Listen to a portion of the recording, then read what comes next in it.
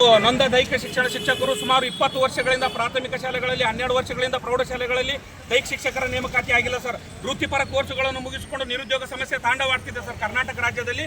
ಸರ್ಕಾರ ಬಂದಾಗಿನಿಂದ ಯಾವ ಸರ್ಕಾರ ಕೂಡ ನೇಮಕಾತಿ ಮಾಡಿಲ್ಲ ಸರ್. ಸರ್ಕಾರ ಇಲ್ಲಿವರೆಗೂ ಸುಳ್ಳು ಆಶ್ವಾಸನೆ ಕೊಡ್ತಾ ಇದೆ ಸರ್. ಈಗ ಸಾರ್ವಜನಿಕ ಶಿಕ್ಷಣ ಇಲಾಖೆಯಲ್ಲಿ ನೇಮಕಾತಿ ಮಾಡ್ತಾ ಇದೆ, ಎಷ್ಟು ಹುದ್ದೆಗಳಂತೇಳಿ ಅಧಿಕೃತವಾಗಿ ಗೊತ್ತಾಗಿಲ್ಲ ಸರ್. ಮೌಲಾನಾ ಆಜಾದ್ ಶಾಲೆಗಳಲ್ಲಿ ಕೂಡ ದೈಹಿಕ ಶಿಕ್ಷಕರನ್ನು ಪರಿಗಣಿಸಿಲ್ಲ ಸರ್, ಗೆಸ್ಟ್ ಆಗಿ ಪರಿಗಣಿಸ್ತಾ ಇದ್ದಾರೆ ಸರ್. ಜೈಲಲ್ಲಿರ್ತಕ್ಕಂಥ ಒಬ್ಬ ಕೈದಿಗೆ 16,500 ರೂಪಾಯಿ ಭತ್ಯೆ ಕೊಡ್ತಾರೆ ಸರ್. ಅಲ್ಲಿ ಜೈಲಾಗಿರ್ತಕ್ಕಂಥದ್ದು ಸರ್ಕಾರಿ ಶಾಲೆಗಳಲ್ಲಿ 12,000 ಶಿಕ್ಷಕರ ಒಂದು ತಿಂಗಳಿಗೆ ವೇತನ ಕೊಡ್ತಾರೆ ಸರ್. ಇದು ದೈಹಿಕ ಶಿಕ್ಷಕರಿಗೆ ಅನ್ಯಾಯ ಆಗ್ತದೆ ಸರ್. ಕಾಯಂ ದೈಹಿಕ ಶಿಕ್ಷಕರ ನೇಮಕಾತಿ ಮಾಡಬೇಕು ಸರ್. ಶಾಲೆಗಳಲ್ಲಿ ದೈಹಿಕ ಶಿಕ್ಷಕರು ಇಲ್ಲ ಸಲಕ ಮಾನಸಿಕವಾಗಿ ದೈಹಿಕವಾಗಿ ಖಿನ್ನತೆಗೊಳಗಾಗಿ ಹೃದಯಾಘಾತದಿಂದ ಮಕ್ಕಳು ಸಾಯ್ತಾ ಇದ್ದಾರೆ ಸರ್. ಇದರ ಕುರಿತು ಸರ್ಕಾರ ಎಚ್ಚೆತ್ತುಕೊಳ್ಬೇಕು ಸರ್. ನಾವು ಮಧು ಬಂಗಾರಪ್ಪನವರು ಸಮ್ಮುಖದಲ್ಲಿ ಬೆಳಗಾವಿದಾಗ ಹೋರಾಟ ಮಾಡಿದ 2024 ಮಾನ್ಯ ಸಚಿವರು ಬಂದರು, ನಮ್ಮ ಆಶ್ವಾಸನೆ ಕೊಟ್ಟರು. ಖಾಲಿ ಇರುವ 5,202 ಪೋಸ್ಟ್ಗಳನ್ನು ನಾನು ತುಂಬಿಕೊಡ್ತೀನಿ ಅಂತ ಹೇಳಿ ನಮ್ಮ ಭರವಸೆ ಕೊಟ್ಟಿದ್ರು ಸರ್. ಇಲ್ಲಿವರೆಗೂ ಯಾವುದೇ ಕೂಡ ನೇಮಕಾತಿಗಳಾಗಿಲ್ಲ ಸರ್. ನಾವೆಲ್ಲರೂ ನೊಂದು ಬಂದಿದ್ದೇವೆ ಸರ್. ಅವಾಗ ನಾವು 2024 ವಿಷ ಕುಡಿತಾ ಇದ್ದೇವೆ ಸರ್. ಎಲ್ಲರೂ ಅದನ್ನು ಬಂದವರು ತಪ್ಪಿಸಿದ್ರು ಸರ್.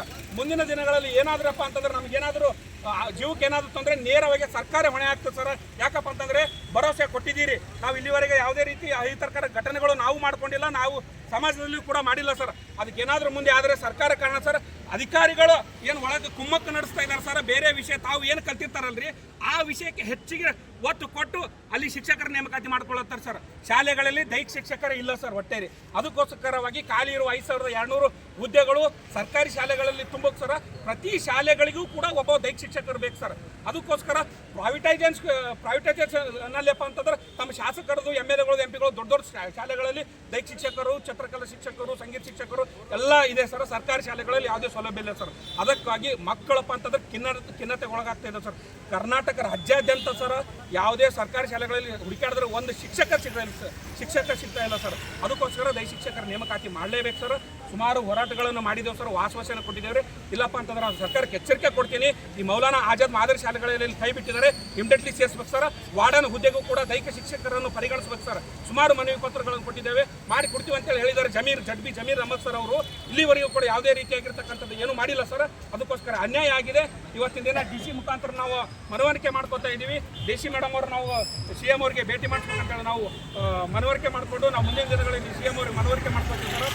ತಮ್ಮ ಮುಖಾಂತರ ನಾವು ಮಾಧ್ಯಮ ಮುಖಾಂತರ ಮತ್ತೆ ಸರ್ಕಾರಕ್ಕೆ ಎಚ್ಚರಿಕೆ ಕೊಡ್ತೀವಿ ಸರ್. ಏನಾದರೂ ಆದರೆ ಸರ್ಕಾರ ನೇರ ಹೊಣೆ ಸರ್. ದೈಹಿಕ ಶಿಕ್ಷಕರನ್ನು ನೇಮಕಾತಿ ಮಾಡ್ಕೊಳ್ಬೇಕು ಸರ್ ಶಾಲೆಗಳಲ್ಲಿ.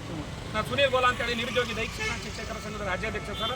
ನಮ್ಮ ಜೊತೆಗೆ ರೈತ ಸಂಘದ ಎಲ್ಲ ಮುಖಂಡರು ಇದ್ದಾರೆ.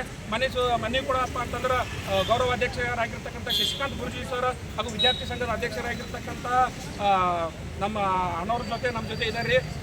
ರೈತ ಸಂಘದ ಮುಖಂಡರು ಕೂಡ ನಮ್ಮ ಜೊತೆಗೆ ಬಂದಿದ್ದರು. ಅಲ್ಲಿ ಕೂಡ ಭರವಸೆ ಮಾನ್ಯ CM ಅವರು ಭರವಸೆ ಕೊಟ್ಟಿದ್ದರು. ಅಲ್ಲಿ ಕೂಡ ಮಾಡಿಕೊಡ್ತೀನಿ ಅಂತ ಹೇಳಿದ್ರೆ ಇಲ್ಲಿ ಕೂಡ ಯಾವುದೇ ಸುಳಿ ಇಲ್ಲ ಸರ್. ಅದಕ್ಕೋಸ್ಕರ ನಾವು ಹೋರಾಟಕ್ಕೆ ಇಳಿತಾ ಇದ್ದೀವಿ ಸರ್ ಮುಂದಿನ ದಿನಗಳಲ್ಲಿ. ಅದಕ್ಕೋಸ್ಕರ ದೈಹಿಕ ಶಿಕ್ಷಕರ ನೇಮಕಾತಿ ಮಾಡ್ಕೊಳ್ಬೇಕು ಸರ್. ನಮಗೇನಾದರೂ ಆದರೆ ನೇರವಣೆ ಸರ್ಕಾರ ಸರ್.